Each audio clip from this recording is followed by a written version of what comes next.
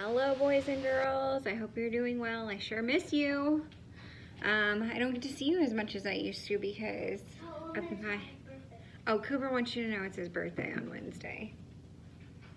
But he didn't want to be in the video, but he wanted you to know, because you really care, I'm sure, that it's his birthday on Wednesday. Okay, we are going to be talking about the layers of the earth today. Hold on one second. Hold that thought. And this is our earth. We're pretending it's our earth and not an apple that is kind of old and probably should have been eaten last week. So here's our earth. You can follow along with us on page 20 of your science packet that I dropped off at your house. So here's our earth.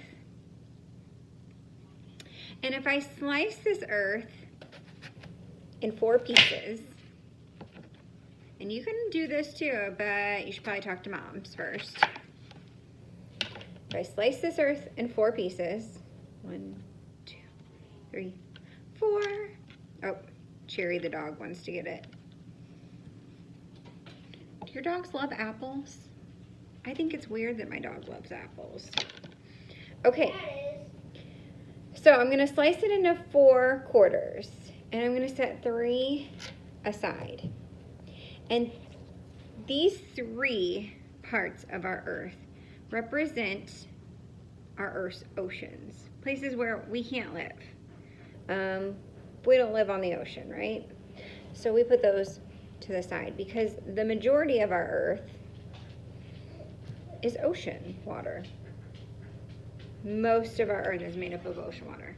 So we put that aside. Okay, now we're gonna cut our one remaining chunk of earth, fraction of earth, if you will. Do you see this?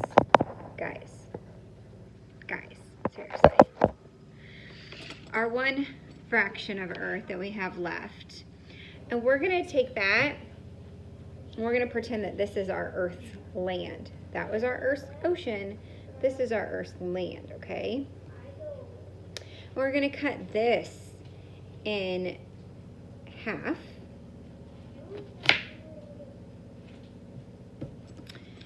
And we're gonna set one section aside, and we're gonna pretend this part of our earth is the portion that represents land that we can't live in. Polar land that's frozen, land that's, on top of mountains that are too steep, or land that is, in a desert that nobody can live on or grow anything in, swamps like the Everglades that we read about in our southeast region, all of those places. Got to get rid of him too. Okay, so now all we have is this portion. And we have to take this portion and we have to, let's see, slice it into 4 sections. So our fraction's getting smaller and smaller, boys and girls. Slice it into 4 sections. Okay. Now, with those 4 sections, set 3 of the sections aside. 1, 2, 3.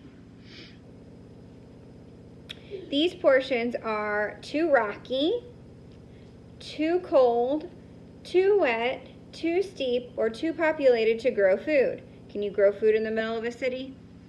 Not a large amount of food. You might be able to grow a couple pots of something, put some, spinach or some jalapenos in a pot and grow them, but you're not growing big crops.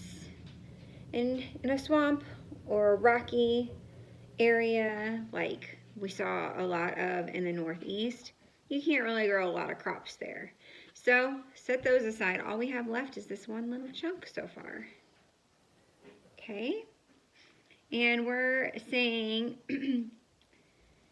that we have to carefully peel the skin off of this apple.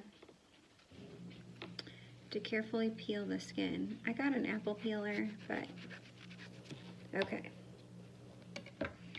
See that? That's all that's left of our world. Just that one little skin. And this one little part of our world, this one tiny little skin of our world, is all the land that we can grow our food in. So that's all, the only fraction of our world that we can grow our food in. This one little spot. We get all of our corn and our vegetables and our wheat for cereal and bread and pizza crust and our fruit, our apples and our oranges and our delicious grapes. This is the only portion of our world that we can actually use to grow food and feed people. So it's pretty important to take care of that, right? Okay, we're also going to talk about the layers of the earth. Hold on, I've got more apples.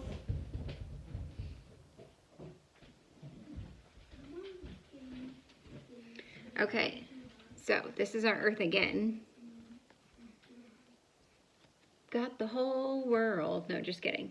All right, so if we're pretending this is our earth again, that was all, our last little lesson was all about kind of trying to see the greater picture of how much land we have really on our earth to grow things. Yes, you can have an apple. Come on. This portion is more about the layers of our earth. So it really doesn't have that anything to do with growing things or being able to cultivate, which means grow. Like our land, you can't just go out and stick a potato in the ground most places and then get a giant potato farm. You have to turn the grass.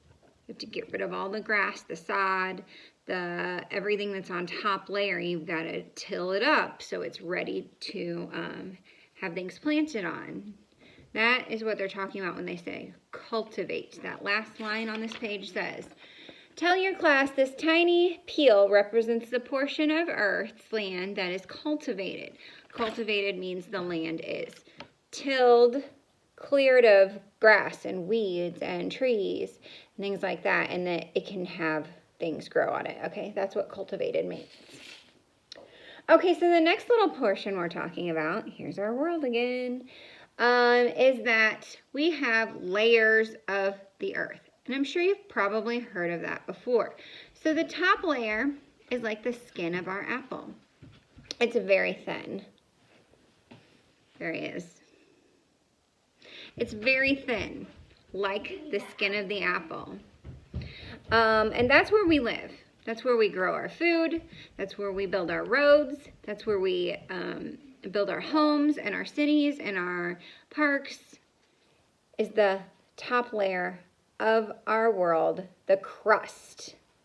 The crust. And it's very thin. The crust is very thin compared to the rest of our world.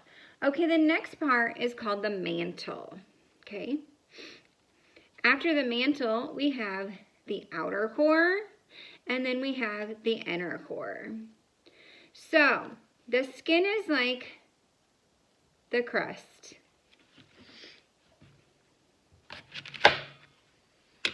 And your apple core is like the core, like the inner core of our planet. Okay? And these would be the mantle. That's the biggest part. And then we have the core, which we could have an inner core and an outer core. So, that's our little demonstration. It's not much. And remember, the crust where we live is very thin. It's a very, very thin layer of our earth, just like this peel of the apple is a very, very thin layer of the apple. All right, I'm going to send you a science video that's way better than what I just described. But I just wanted to talk to you guys. It's been a while. Have a good one.